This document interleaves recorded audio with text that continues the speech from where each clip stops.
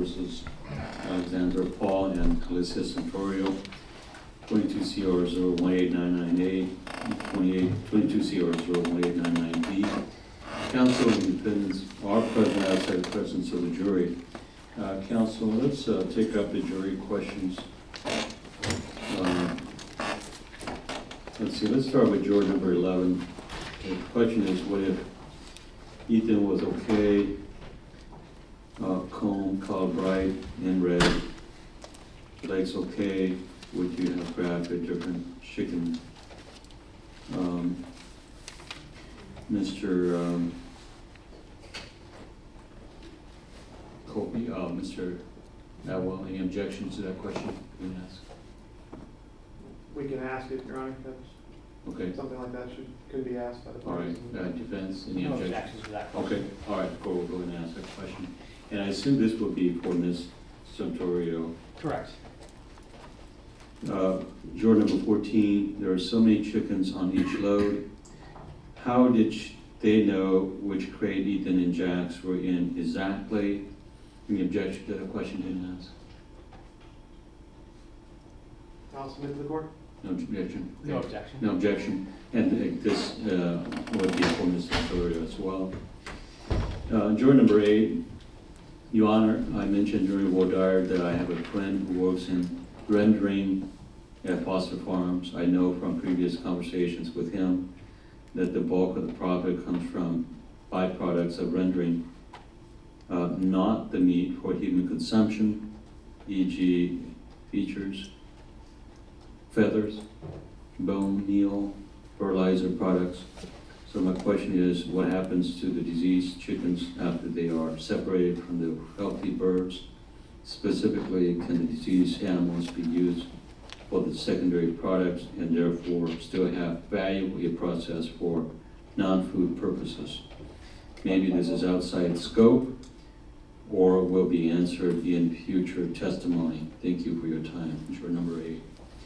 This is a little bit more problematic. I don't think this is within purview of Ms. Santurio, but I would agree, Your Honor. I believe this is beyond the knowledge of Ms.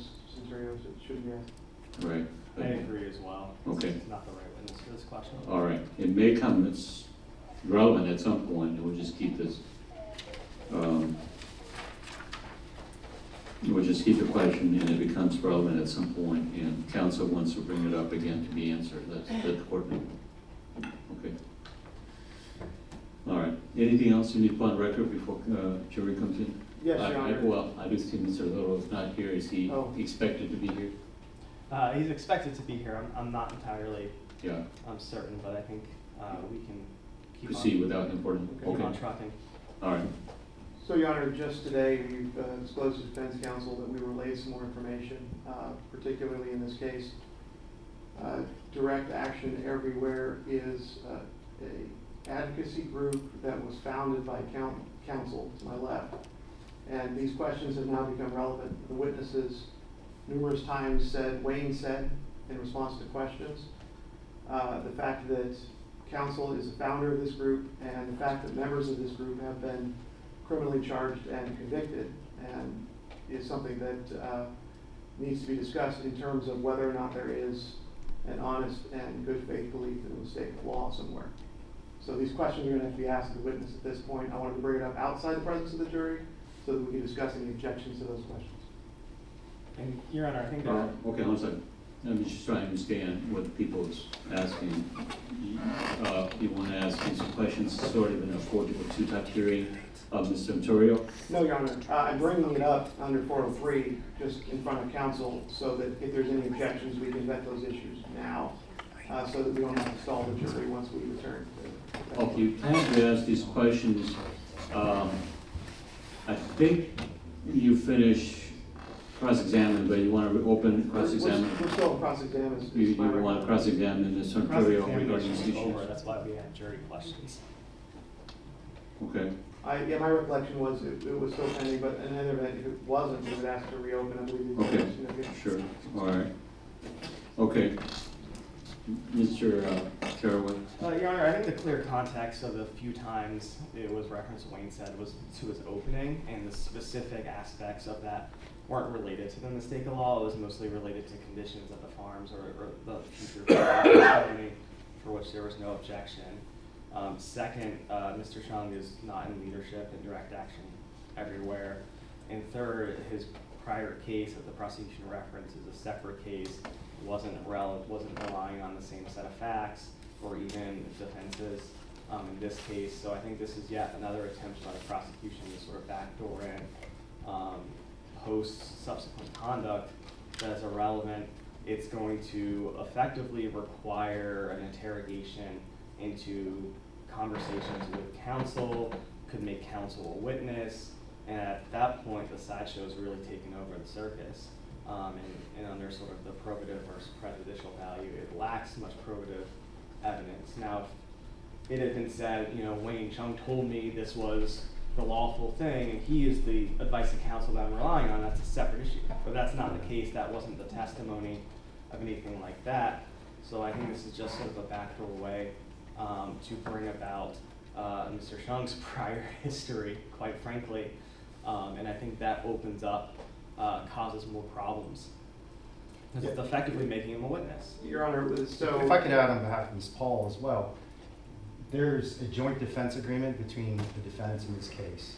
An examination about my correspondence with Ms. Santurio or Ms. Paul is within the attorney-client privilege and is not at all appropriate to ask about in terms of cross-examination. I'm giving both of these defendants legal advice as an attorney. There's no question that I'm representing in this case as counsel of record, and I'm entitled to give them legal advice, and that those conversations are privileged. So it's not clear why, just because I founded an organization 12 years ago, 11 years ago, it's a relevant source of inquiry when that wasn't the subject of any sort of examination during direct. It's widely outside of the scope of direct. A witness came to us this morning and mentioned that in observing the live stream of this incident, observed counsel at the incident under Evidence Code 956, that would make the privilege breached, Your Honor. I'm not seeking to go there because of the late information provided to us. We haven't had time to vet it or look into it. I'm not seeking to go there at this point, but I believe I can ask about the involvement of this organization. Who's involved in this organization as the mistake of law defense was asserted, and it clearly goes towards these defendants' motives. Was the motives to make a statement, or was it to save chickens? Was it to say they dislike Foster Farms, or was it really a spur-of-the-moment thing to as they claim, rescue chicken? Those are the questions the jury's going to have to answer, and the more information they have as to the background of this organization and what this organization does, and in terms of mistake of law, if members of this organization have been charged with and convicted of crimes, and that was known to them, that's highly probative to that issue. Your Honor, I think there are a couple of problems. First, the prosecution had an opportunity cross-examination on sort of their motives, their bias, on, you know, do you want to harm Foster Farms or shut down Foster Farms? That was clearly information that they could have cross-examined on more in depth, that they did try to cross-examine on, and simply a lack of diligence prevented them, or a specific decision prevented them from exploring further. Second, without sort of the basic facts or any actual witnesses related to counsel's prior case, which is a different case, which is not based on any legal letter, it's in a different state. It involves counsel, doesn't involve any of the defendants here. It's just a completely unrelated, highly prejudicial fact that generally wouldn't survive even a prior bad acts analysis here.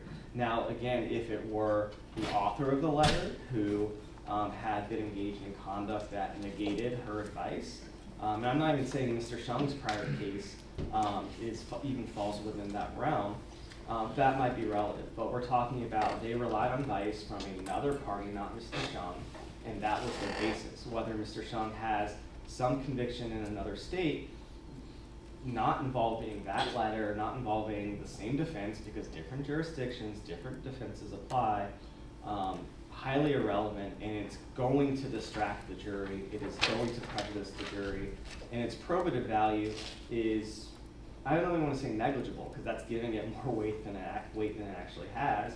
This is an attempt by the prosecution to prejudice the jury against defense counsel. And it's so attenuated, it's just simply not relevant here. And I will again remind the court that any references to what Mr. Shung said was related to his opening statement, was related to subject areas that were not based on the mistake of law defense. There was no testimony that I had a belief I could do this because of anything to do with Mr. Shung. That was never stated. It was exclusively, we received a letter. And that's what we were relying on. Well, So the letter, Your Honor, what is the conviction? Let me ask this, Mr. Cody. What's the conviction that you're talking about? You're referring to when did it happen? Where did it happen? What's the basis of that? okay, so let's parse this down a bit. There's a number of cases here that are involved, and I'm saying convictions or charged with a crime. And the reason I'm saying that is it's important for purposes of asserting a mistake of law defense, and whether or not that mistake is held in honestly and in good faith, if there even is a mistake. If members of your own organization have been criminally charged for committing similar conduct. Now in 2018, there was, I believe, a goat ranch in North Carolina, that's defense counsel's case where he was convicted of felonies for that case. And then there's a pending case that's passed prelim in Sonoma County, which I believe counsel's being arraigned on the information in early April for those felonies. But those all go towards the state of mind of both of these two defendants, and whether or not whatever belief they hold in a mistake, to the extent one exists, is held honestly and in good faith if members of the organization are known to have on multiple occasions been arrested and charged with crimes, and two cases been convicted. I believe there was, not defense counsel's case, another person was convicted for a pig farm in North Carolina for an incident that they were convicted of in March 2021. So there's questions that need to be asked. That's prior to this incident. Yes. And and as far as you know, what is that conviction? It was regarding what, animal protests or theft of animals as well, or what was that involved? Yes, Your Honor. The goat ranch in North Carolina, the pig farm in North Carolina, were very similar. It was animal protesters rescuing animals. And I'm using rescuing in quotes because there was convictions in both of those, so the court found otherwise. Your Honor, I'm going to object to descriptions of my prior conduct used in a way to try and prejudice my clients. Whatever conduct I have engaged in is my conduct alone. Let me back up a little bit. It is highly inappropriate for them to be referencing any of this conduct. In many cases, mischaracterizing this prior conduct in order to prejudice my client. Your Honor has made rulings that I am not entitled to allege, and I think appropriately, any sort of prosecutorial misconduct. In this case, I understand that. I'm going to try and comply with that order, and I've tried my best to do that. I think for the prosecutor to allege misconduct by the defense counsel is reciprocally just as inappropriate.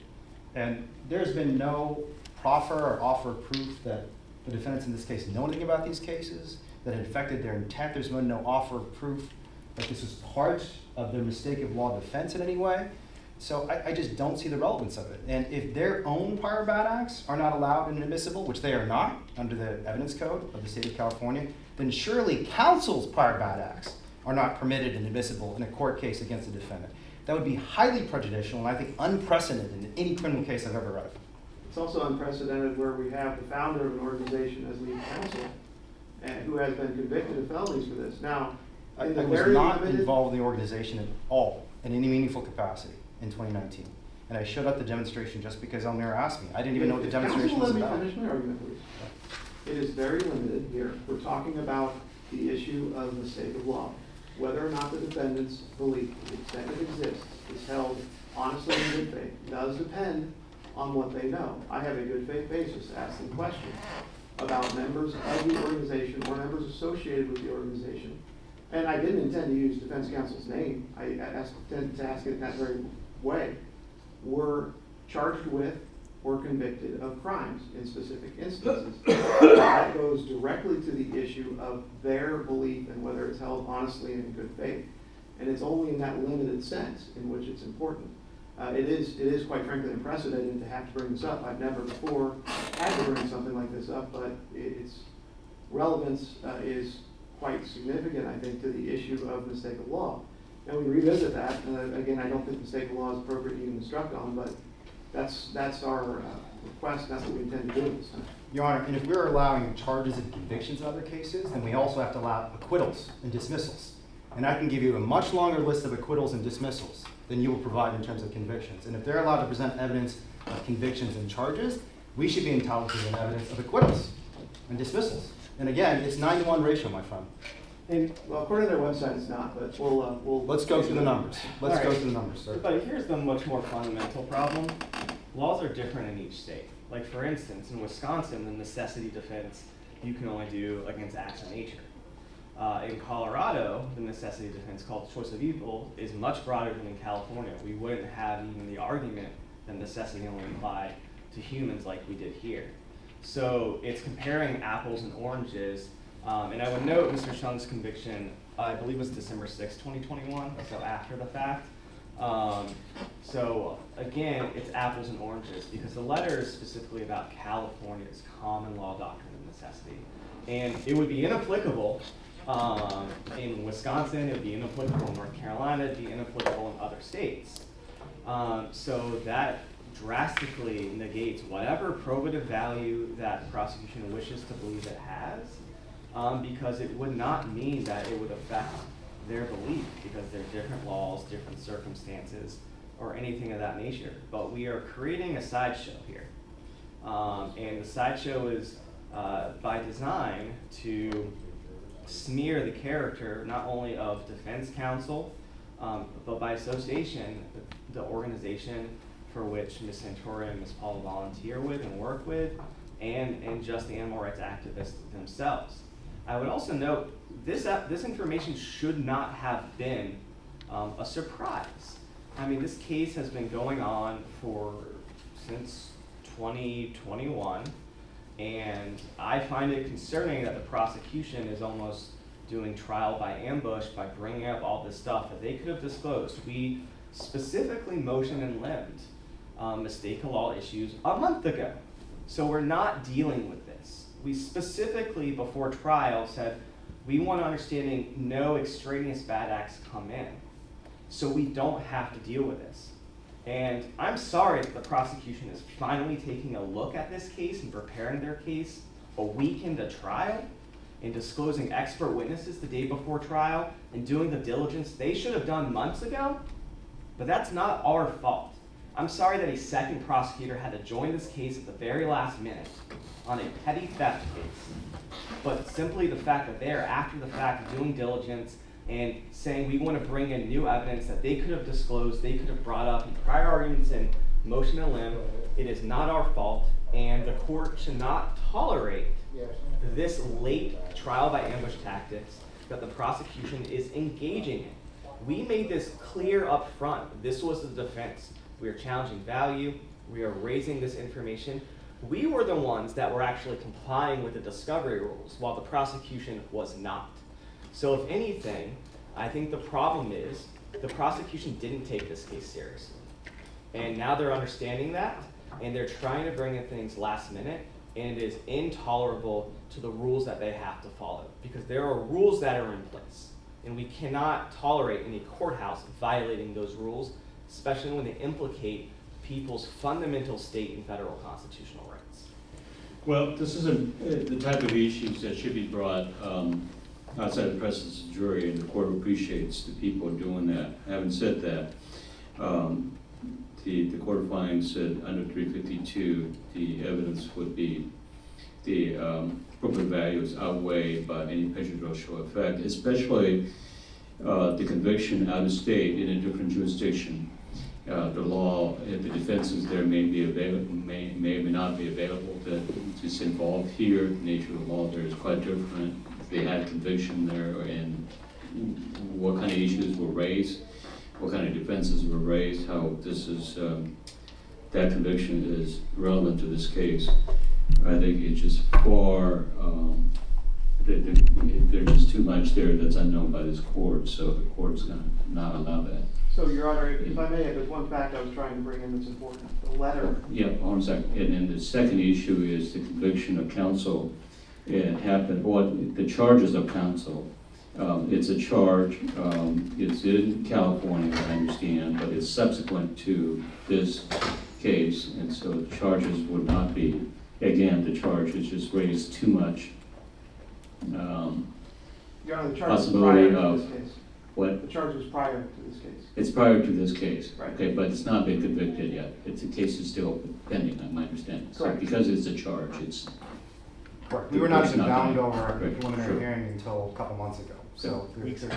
Weeks ago, not even months ago, I'm sorry. all right, so the evidence will not come in. So- Mr. Kobe? So the important fact I was trying to get at is the letter that the defense counsel is relying on is written on behalf of a request of direct action everywhere. So the request to get into whether or not others have disagreed with that, mainly law enforcement, is, I think, a valid request still, but that was the one fact I was trying to bring up as well. Okay, so how are you gonna ask those witnesses, what? Are you aware of any jurisdiction that disagree with the letter that was relied upon by I plan on Direct Action asking, Network? I plan on asking this witness just a few questions, specifically being aware that the letter was written at the request of Direct Action Everywhere in response to an inquiry. And if she's aware if any members have been charged with or convicted of a crime, does that change her opinion that she believes she was legally entitled to do this at the time? That's the line of questioning in a nutshell. Well, herein lies the problem is the information or the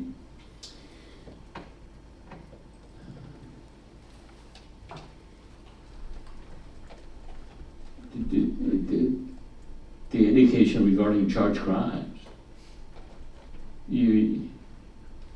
That leaves, I mean, I understand where you're going with that, but here's the jury is gonna be left wondering, what's the nature of these charged crimes, and, yeah, I think there's just too much prejudicial effect on that. If you wanna ask what, some more about the letter, circumstances, when the letter was, why the letter was requested, under what circumstances, so on, but I think the mention of charged crimes or any other convictions, that would not come in.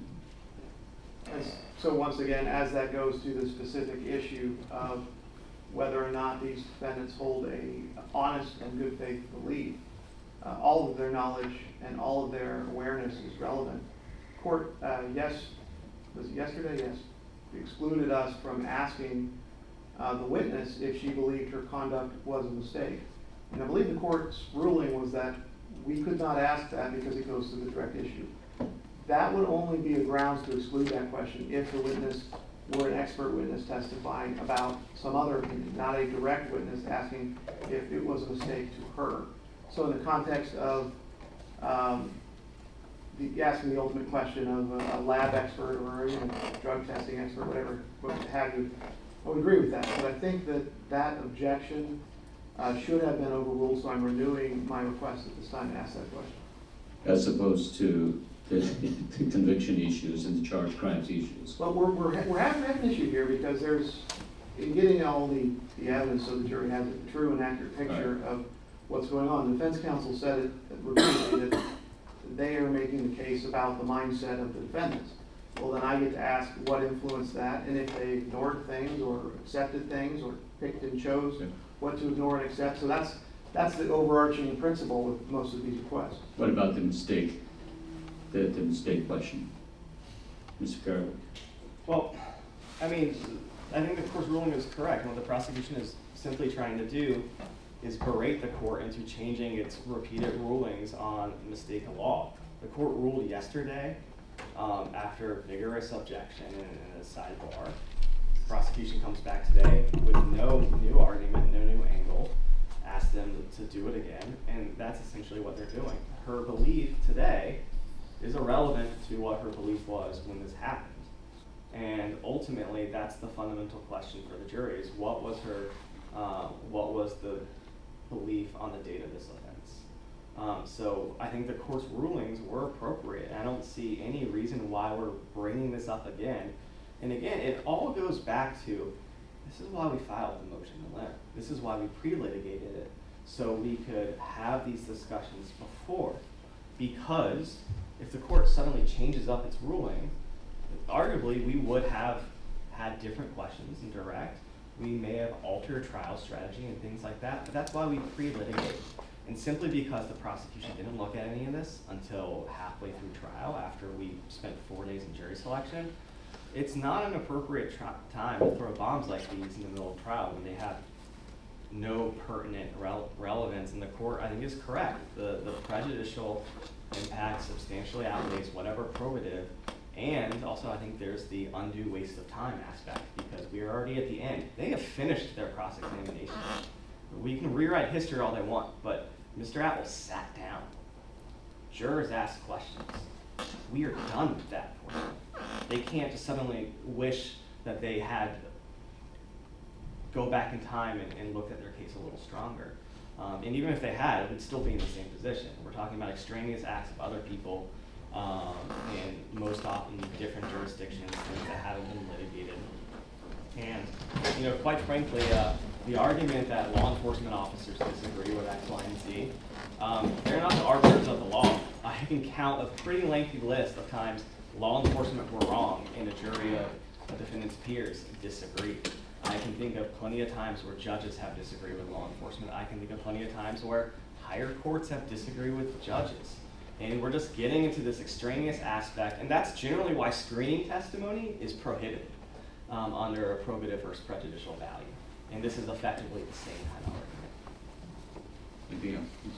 Only that the issue of the question of her belief as to this being a mistake, which would go to whether it's an honest and good faith belief, was not something subject to a motion to eliminate. Now, the defense of mistake law was, but not the specific question. That's the only response. Well, I believe her belief at the time, prior to and at the time these conducts were, this alleged conduct occurred, would be relevant, and those have been explored. So that would be the court's ruling will stand. Anything else? Nothing further. Okay. Versus Alexandra Paul and Alicia Santurio, a counsel and the defendant are present, all 12 jurors and the 12 jurors are present. All right, good afternoon, ladies and gentlemen. We are going to resume with Ms. Santurio's testimony. Ms. Santurio is on the stand, and she is still under oath. Ms. Santurio is still under oath. Okay, Mr. Caraway, you may redirect. Thank you. Good morning, Ms. Santurio. Morning. So I want to pick up with the prosecution talked to you a little bit about not wanting to be caught by Foster Farms. But why did you not want Foster Farms to stop you when you rescued Ethan? When I rescued Ethan, Foster Farms had already essentially treated Ethan like garbage, and I knew they weren't going to let me care for him, and he was just going to end up suffering and being abused further if he stayed in Foster Farms care. Okay. Now, the prosecution also brought up the American Humane Association. What does that organization mean to you? The American Humane Association is basically a rubber stamp for factory farms and slaughterhouses, these companies. It's basically Foster Farms can pay for their certification, and then when American Humane Association goes and does like site visits, they announce beforehand that they're going to be coming. When I've done investigations into Foster Farms facilities, they don't know I'm coming. So I actually see the truth. I see what's happening behind closed doors.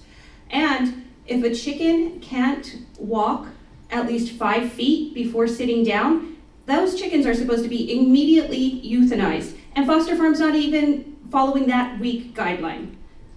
And that guideline you mentioned, is that the guideline from the American Humane Association? Yes. Okay. Now, the prosecution also asked you about having a camera. Why did you have a camera? We have a camera because I do open rescue, and we believe what we're doing is lawful and it's right, and we want to show the world what's happening. We want to show the world what these companies like Foster Farms are trying to hide. So we bring a camera, we show our faces, because we really do think we're doing the moral and legal thing. Okay. Now, the prosecution also engaged with you on a back and forth about, whether your intent was to hurt Foster Farms. So, and you tried to answer. So let me just ask you directly, give you the opportunity to answer that question. What was your intent? My intent was always just to rescue animals if there were suffering animals and animals in need of emergency medical care. That's my intent. Okay, and the prosecution also asked you sort of about this sort of right to rescue. I just want to sort of clarify, was your belief sort of conditional on just rescuing sick animals or every animal? No, it's very specific, the right to rescue. The right to rescue we believe we have a right to rescue animals that companies are treating like garbage, that they're abusing, that they're neglecting. We don't think we can just go and, rescue any old animal anywhere. It's the animals that are being abused and that really, really need help. And had you opened that cage and saw the bird you named Ethan, had he not appeared sick and suffering, would you have taken him? I would not have, and if you watch the video closely, you can see, it's fast, but you can see that there's chickens with bright red combs that are closer to me, and they're able to stand, unlike Ethan. And also, one thing about the video I want to point out is, it's very fast, but I don't think the problem is how fast did we rescue them? Did I really see they were sick? I don't think that's the problem. I think the problem is we have undeniable proof that these birds were very, very sick. Undeniable proof. And it only took us seconds to find 2 chickens in that bad of shape. I think that speaks volumes about the care they're getting at Foster Farms. And did you rescue Ethan because you thought he needed help? Yes. And was your initial assessment of Ethan's conditions subsequently confirmed by the necropsy that was done? It was confirmed, but the necropsy actually proved that he was even way worse off than I even thought he was. Okay. No further questions? Thank you. Mr. Colby? So let's. I'm sorry, go ahead, Mr. Colby, request. Let's go to those investigations you did. You said you did a number of investigations about Foster Farms or other food-producing industries? Your Honor, we're going to object. This is beyond the scope of redirect. They had their opportunity to cross-examine. She brought up investigations she done on title gas. Yeah, hold on. Okay, so this is where you would go on to the property of some sort of a farm or a plant with a video camera to try to video what you saw. Is that The investigations? Investigations? Yes. Yeah. And you wouldn't have permission of anybody to do it? No. Okay, do you believe that it was against the law when you did it? Objection. Or Do you believe that was against the law when you did it? It's hard to say. I believe they're breaking the law and we want to expose them, and unfortunately we have to sneak in, but I'm so not a I lawyer. know you said you believe they're breaking the law, but your actions of sneaking on the property, passing the trespassing signs, do you believe that's breaking the law? There's Objection, Your no Honor. This is- trespassing Sorry, signs. objection. This is about a completely different hypothetical. It's not the facts of this case. It's about prior bad acts that And Your Your Honor Honor, has if already we could ruled use are that sidebar. inexcludable. Let's Yeah, we should have. Okay, hold on a second.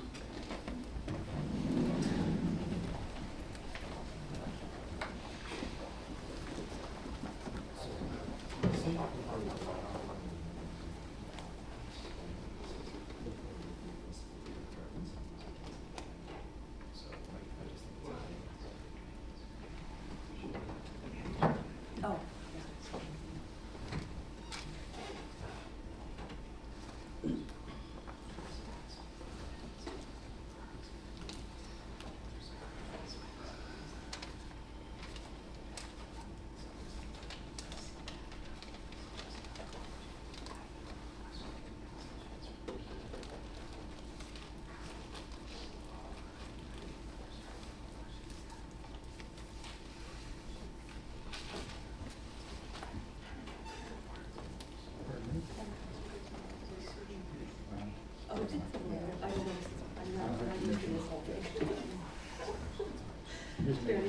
Let's make sure you're safe.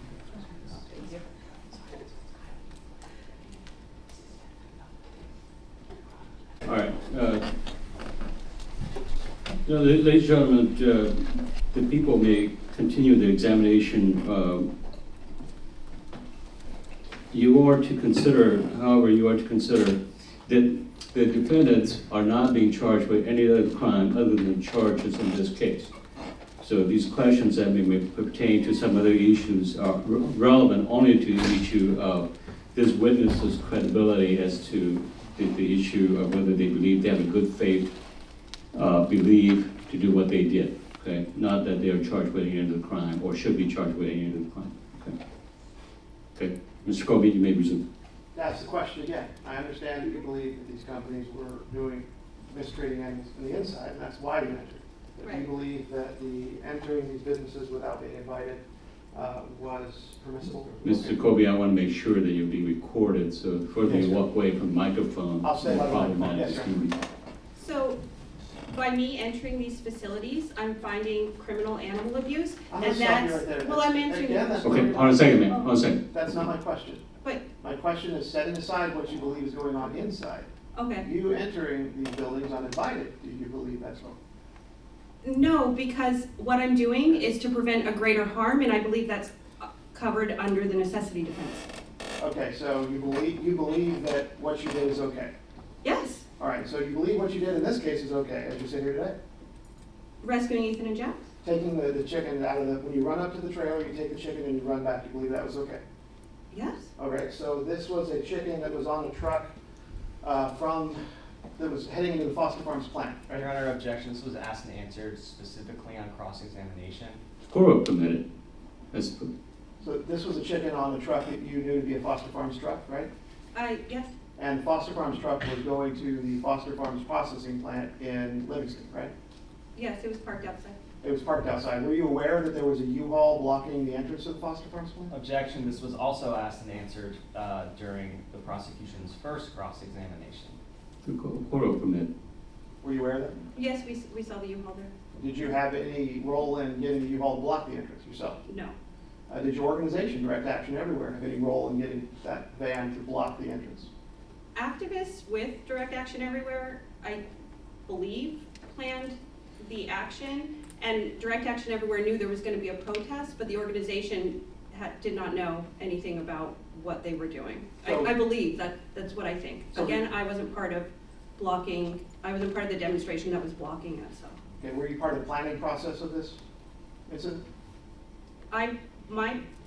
My role was, once I found out there was gonna be, once we found out there was gonna be a blockade, I thought there might be slaughter trucks that got stopped, so I wanted to go with Alexandra and see if there were chickens that needed to be helped, and that's what I did.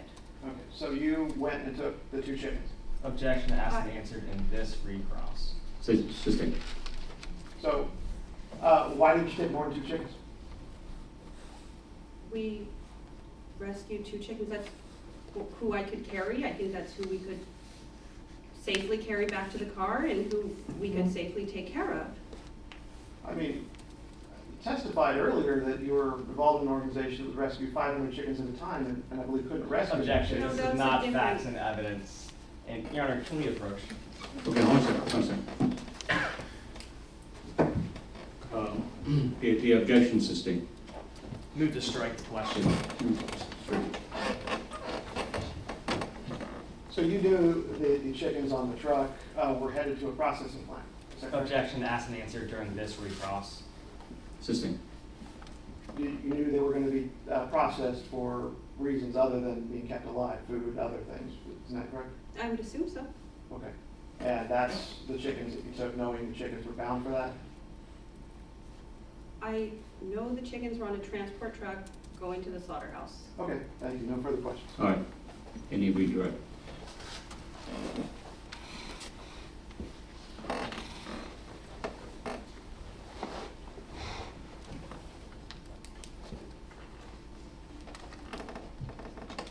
Just briefly, when you rescued Ethan, was it because he was sick? Yes, If he was healthy and not suffering, would you have rescued him?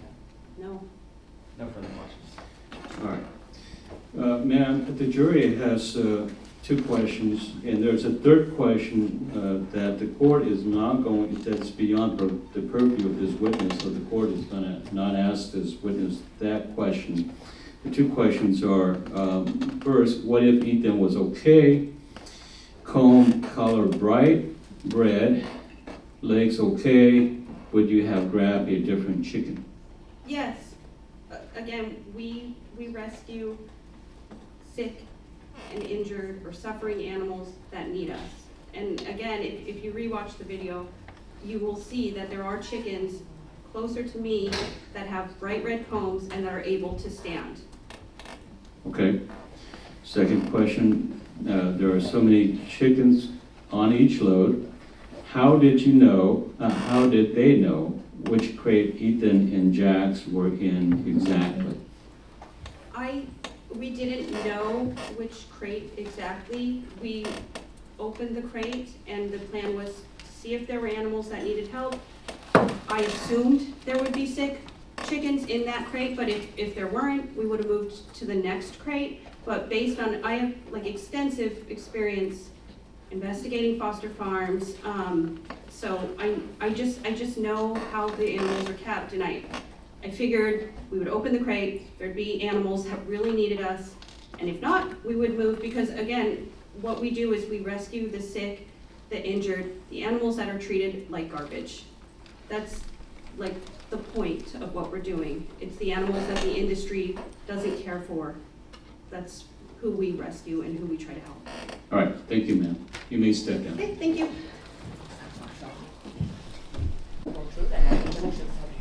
I do. All right, ma'am, state your full name, spell your last name, please. My name is Alexandra Elizabeth Paul, and Paul is spelled P-A-U-L. Thank you. Did you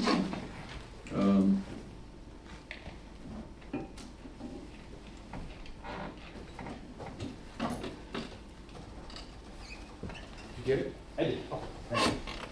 All right, Mr. Jones, you may commence with your representation.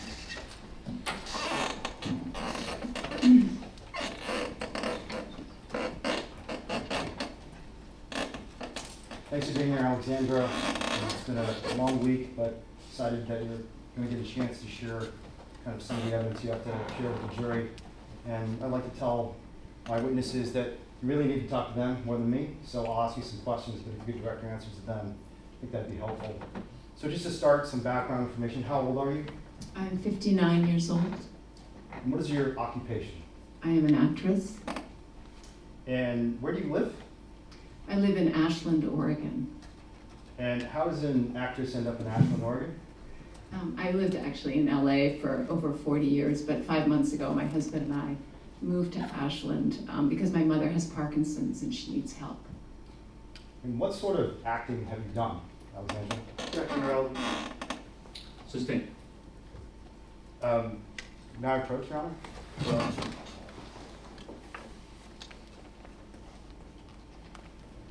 go.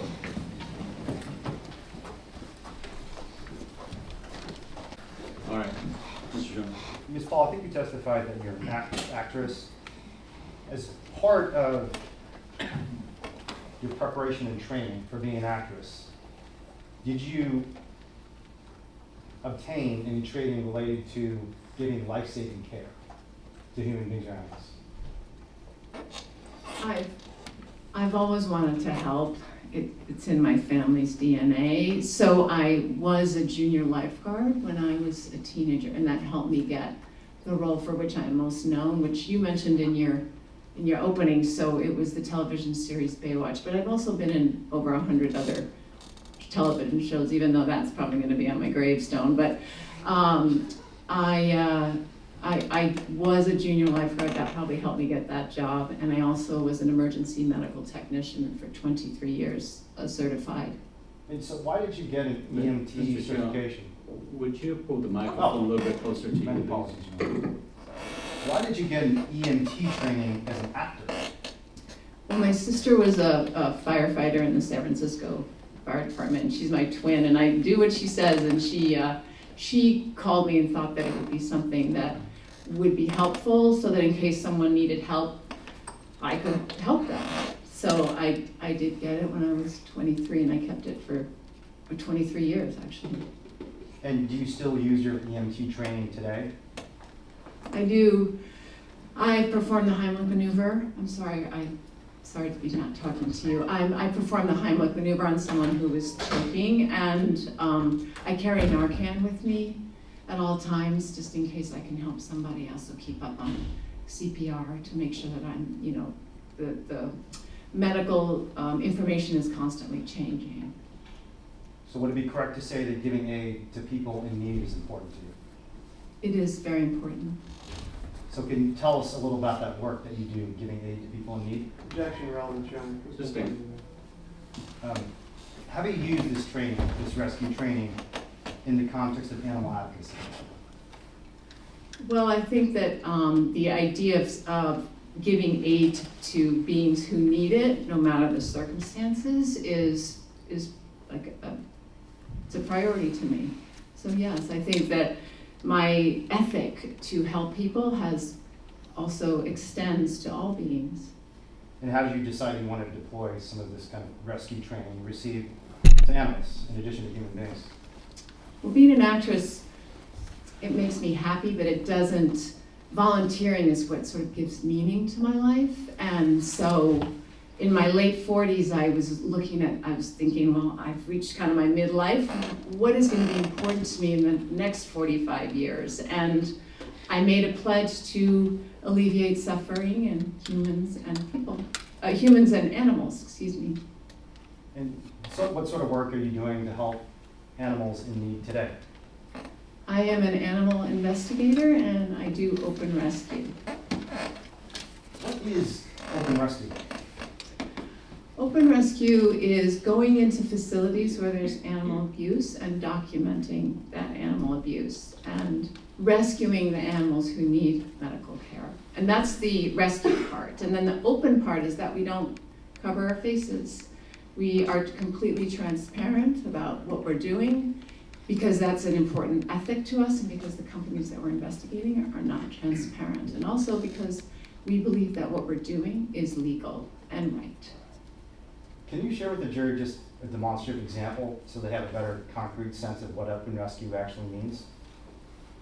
Yes, I can give you an example of an open rescue I was involved in when I was investigating a Southern California egg farm, and I rescued a chicken that was thrown into a dumpster. She was still alive, so there was lots of chicken dead bodies over her, but we managed to rescue her before she was suffocated and brought her to medical care. She now lives at a sanctuary. And why were you looking into an egg farm in Southern California? I was looking into an egg farm because Californians passed a law that was supposed to improve the conditions of animals in factory farms. The problem is that lots of factory farms weren't following this law, even though more Californians than ever had chosen to vote for this specific proposition. And the government agencies weren't doing anything to enforce the enactment of this law to improve conditions for factory farm, especially egg-laying hens. So I chose to investigate a farm in Southern California to see if they were, in fact, following the law, and they were not.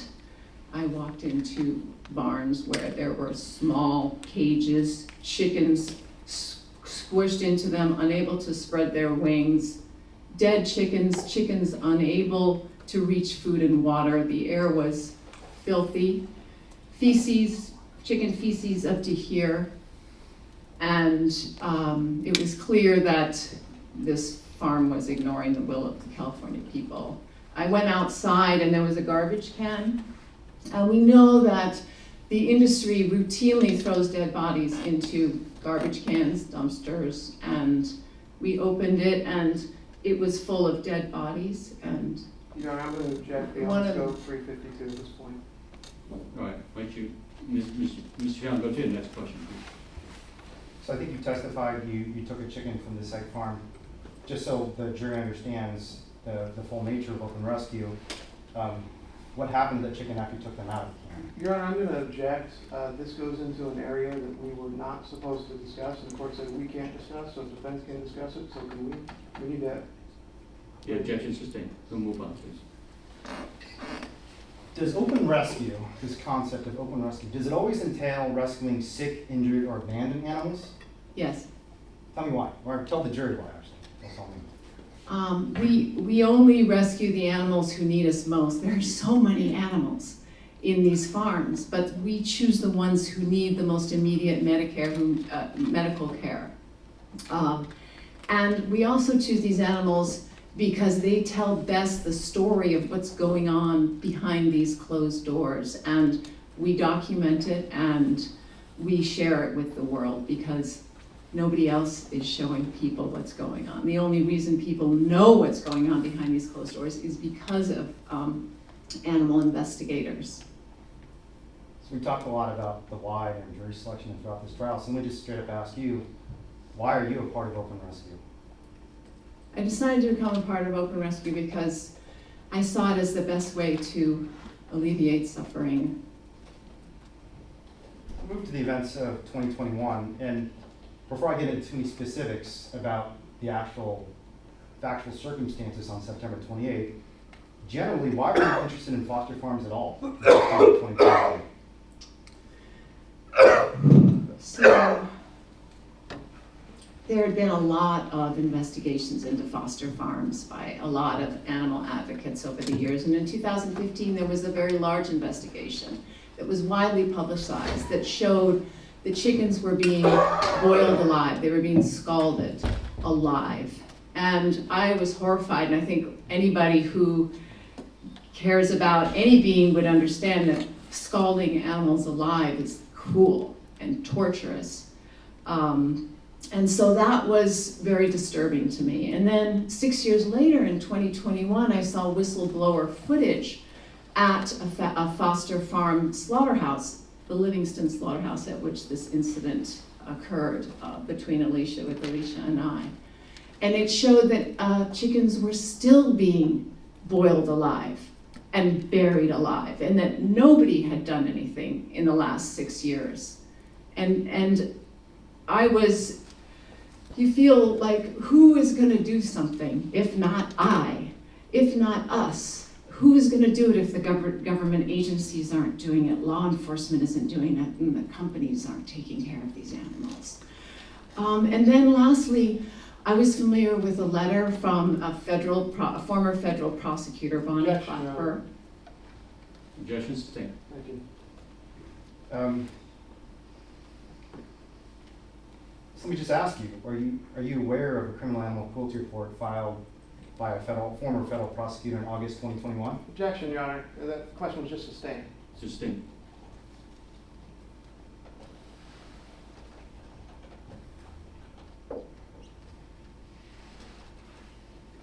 Did you meet and confer with any attorneys about your concerns about criminal animal abuse at foster farms? I did, many. Can you name some that you met with? Well, among them was Bonnie Clapper, who is an ex-federal prosecutor, and she had written a Your Honor, report objection, about counsel foster approach. farms. All right, let me have one second.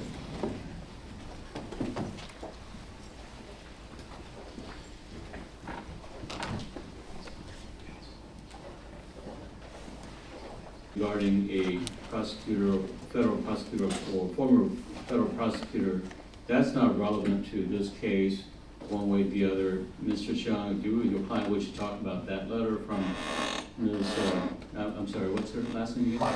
Clapper. You may discuss that to the extent she, that's the basis of her reliance, but other than that, go beyond that. Thank you, Your Honor. Your Honor, may I approach the witness? Yes, you. And I am going to provide you the witness what has been previously marked as Defense 201. I think you've seen this.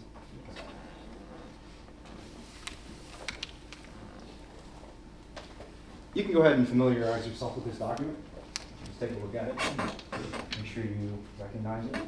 I recognized it. Is this the criminal animal cruelty report that was sent by Ms. Clapper providing evidence of neglect and mutilation at foster farms? Yes. And I'll refer you now to page, actually the last page of the letter, and the one paragraph on the page. Do you recall this letter was sent to the Merced County District Attorney, the Merced County USDA? Your Honor, I'm going to object, and I'm going to ask for a motion outside the presence of the jury at this time. The objection sustained. Okay, all right. Counsel Paul.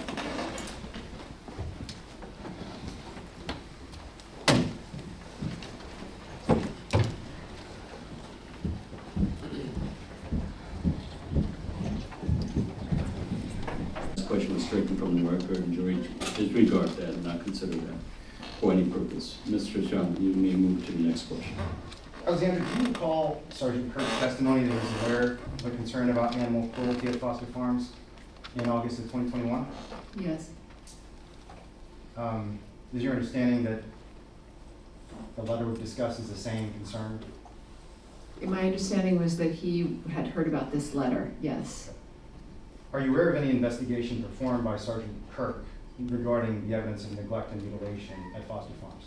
No, Are you aware of any investigation by any law enforcement agency of neglect and mutilation at Foster Farms? no,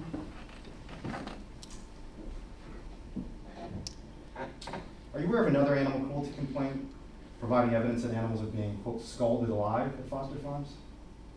yes, I know of several, yes, I do, of animals being scalded alive, boiled alive, outside the normal process of slaughter, yes.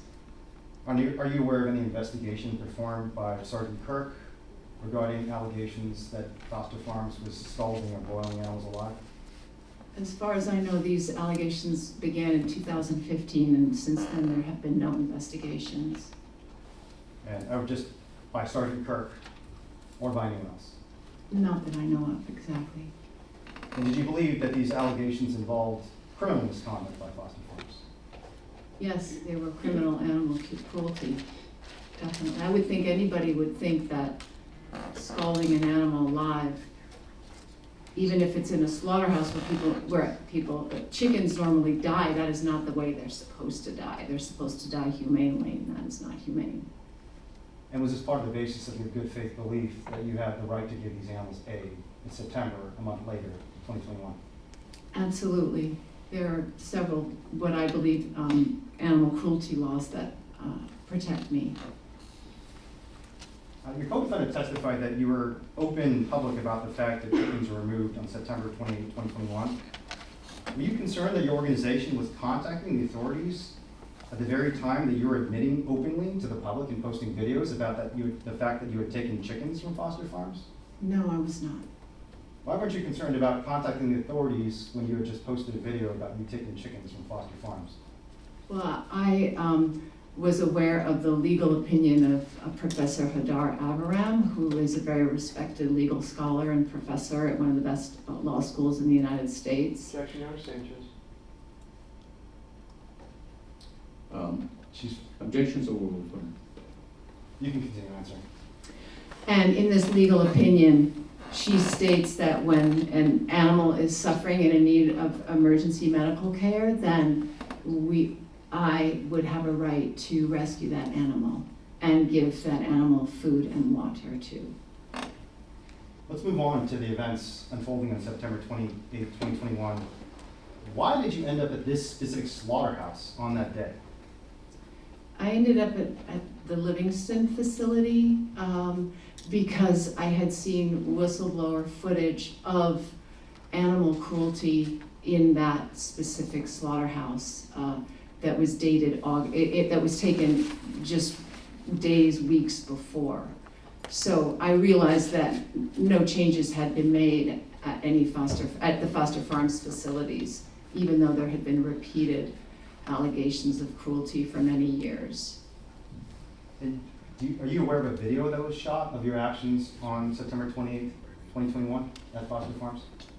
There was a video shot of the rescue that Alicia and I did because we brought a camera person with us, It's one of the tenets of open rescue, is to document what we do, the rescues we make, the places we go around factory farms, because that's how people are gonna know what's going on. We're very transparent about our actions, so yes. So in terms of openness, what did you do with this video after it was shot? The video was posted within the hour, with my name attached and Alicia Santurio's name attached. Did you talk to anyone in the media about this video? Yes, I did. The media was concerned about animal cruelty at foster farms. I spoke to the New York Times, for example. They contacted me because they wanted to know more about why these allegations had never been addressed. And they wrote a favorable article about open rescue, actually. Alexandra, I'm gonna now direct you to the state's 101, Exhibit 101. This is the video rescue that we played multiple times. Understood. Your Honor, permission to publish to the You may. jury? I'm just gonna play it. Mr. Allen. And talk to the court. Oh. I'm just gonna play it from my computer unless you want me to pull the version you admitted. Your Honor, we stipulate that digital copies can be played in lieu of the actual copies for purpose of continuity. That's fine.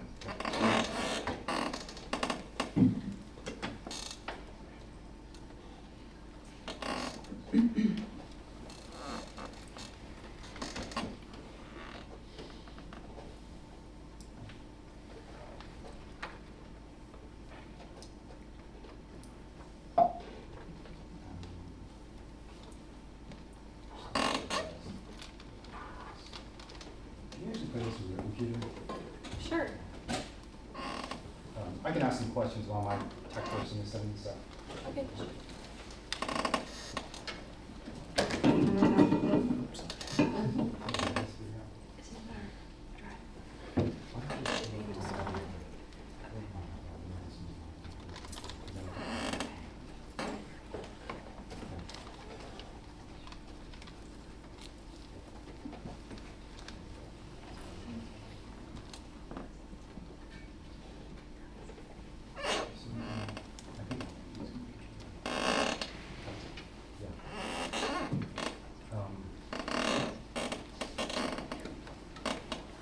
You're familiar with the contents of this video, correct? Yes, I And that's you on the right? am. Yes.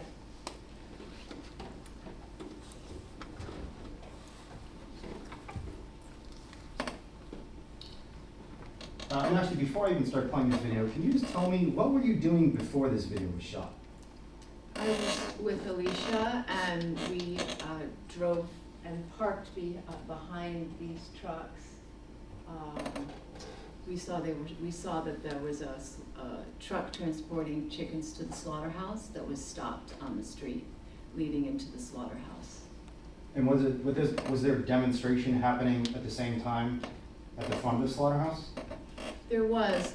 I couldn't see it, or maybe it was more that I wasn't paying attention to it because I was focused on the chickens and the truck. And this demonstration involved hundreds of people, correct? Yes, Okay. and it was one of the reasons that there was no trucks going in and there was no traffic going out. And is it your recollection that the demonstration was relating to the same allegations of animal cruelty that you had concerns about? Yes, I'm sure. Did you have any involvement in that demonstration? I did not. Did you participate in it? I actually didn't because I was involved with caring for Jax after we rescued him within. I'm going to play this video for a moment and then ask you a few questions about it.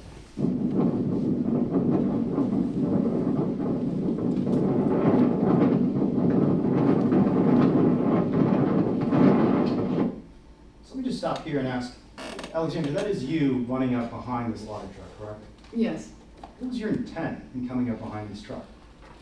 Well, we came up behind because that was the only way we could since it was a dead-end street. And my intent was to see if there were any animals who needed medical care in that slaughter truck. There are about 5,000 hen chickens in that slaughter truck, so based on my experience at factory farms, I was pretty certain that I would find a chicken who needed my help. And why are you running on this video? Well, I'm running because I didn't want the truck to move. I didn't really know what was going on at the slaughterhouse gate, so I didn't want the truck to move because there were chickens on there that might need help. And secondly, I didn't want to be stopped by anybody from Foster Farms so that I couldn't help a chicken. Were you running to avoid the authorities? I didn't see any authorities there. So no, I was not running to avoid the authorities. I'm going to keep playing. People want to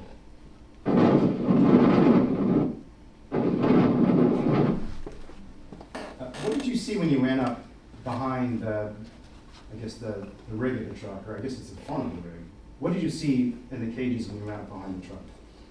I saw many, many chickens. I smelled, that was what I first, was the smell, that it was like Alicia said it was sort of an undescribable smell. I think of ammonia, just a really strong smell of ammonia, of feces, and there were lots of chickens crammed into very small cages.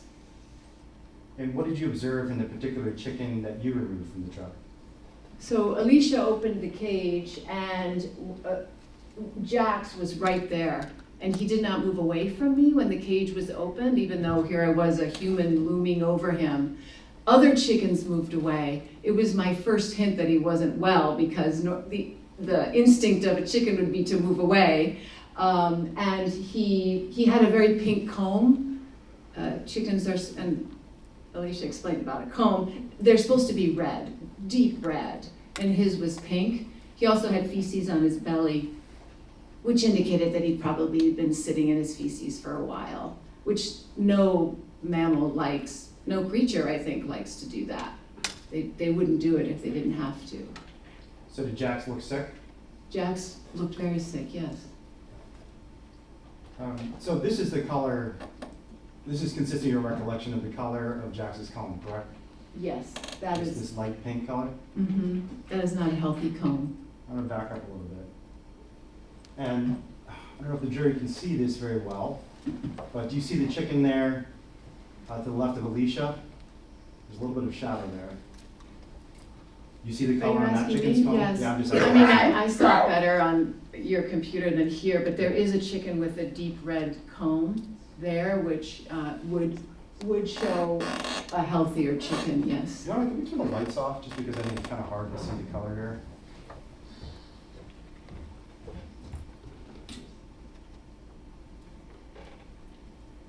Those front lights can be turned off next to the projector.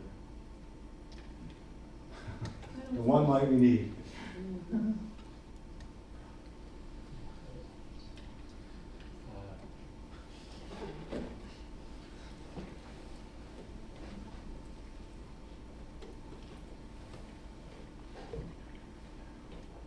There we go. Okay.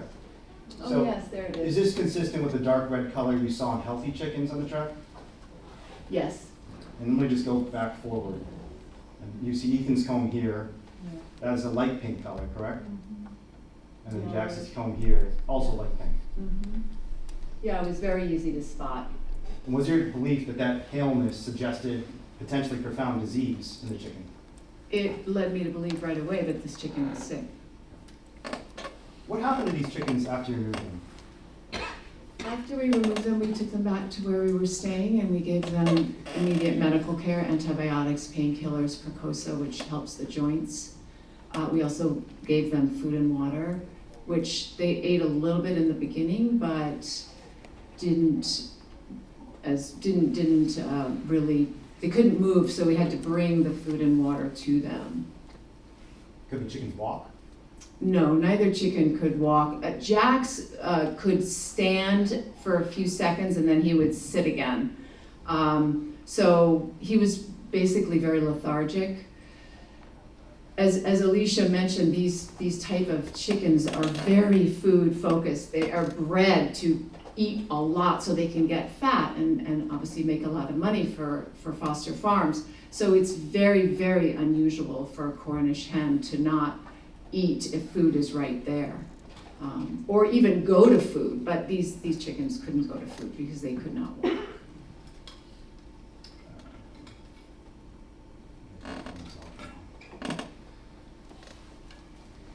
You said a little bit about the aid you gave these chickens in the first 24 hours She testified that there was antibiotics, painkillers that were given to these chickens. What was the ultimate medical result from the emergency care that you provided these chickens? Just to be clear, it was Alicia and Celeste who provided the care, and I helped with the food and the water, and I also documented their care. But Jax died within a couple days, and Ethan died within a couple days, and Jax had a lot of medical care, but he did survive, and he's now at a sanctuary, and he's got a very deep red comb. And that's a sign of a healthy chicken, that deep red comb, as opposed to... Yes, a very healthy chicken. How did it feel caring for these chickens? It felt good. It really did, to see them flourish. And I think you can't really understand. You know, we have cats and dogs and we see their individuality, but chickens, I used to think, oh, they're just chickens. I didn't want them to suffer, but I didn't feel an affinity to a chicken until I actually took care of a chicken myself. And then I could see their personality, how they don't like getting their medicine either. They liked it when I walked into the room, just like, you know, my cat, my dog. So it's a profoundly rewarding experience. It was gratifying to see Jack survive. Yes, very much. What legal basis did you believe you had for taking these two birds from that truck? I believe that it was legal for me to remove the animals, to rescue them, because they were suffering. They needed immediate medical care. Neither of them would have survived. As it turned out, Ethan did not, but Jax wouldn't have survived either without immediate medical care. So Professor Hadar Avaram's legal opinion, and Bonnie Clapper also has cited 597E and 599 in the California Penal Code. So I believe there were many laws that protected me legally when I rescued these animals in distress. Your Honor, permission to approach the witness? You may. The document. And I think, if I could ask the clerk, could I have what's been marked, I think, is Defense 205?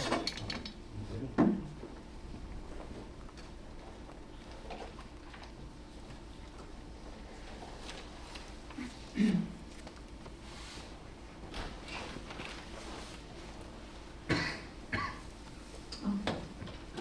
can just familiarize yourself with this document.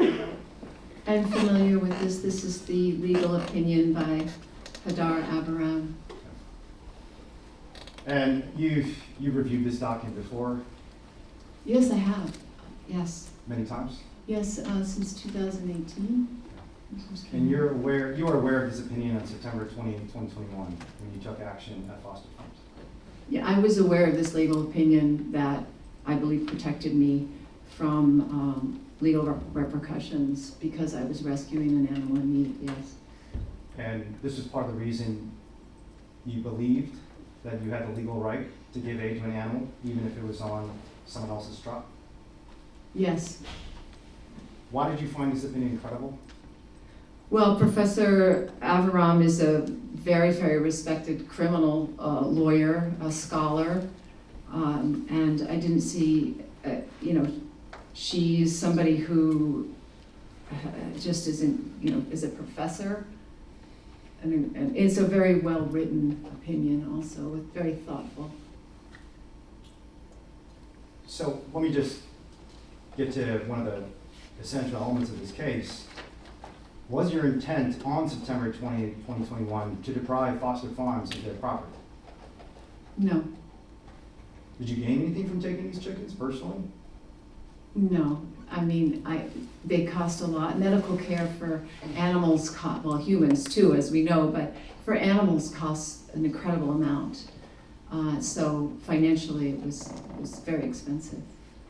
So one question that I'm sure the jury is curious about too, if your intent wasn't to deprive Foster Farms of their property on September 28, 2021, what was your intent? I knew so much about what had been going on with Foster Farms in terms of animal cruelty, and the authorities weren't doing anything. So that day, Alicia and I wanted to help an animal who was in need, who was a victim of Foster Farms, and we believed what we did was legal. and morally right. But moreover, we believed that it was legal, what we were doing. No further questions, Your Honor. Cross-examination.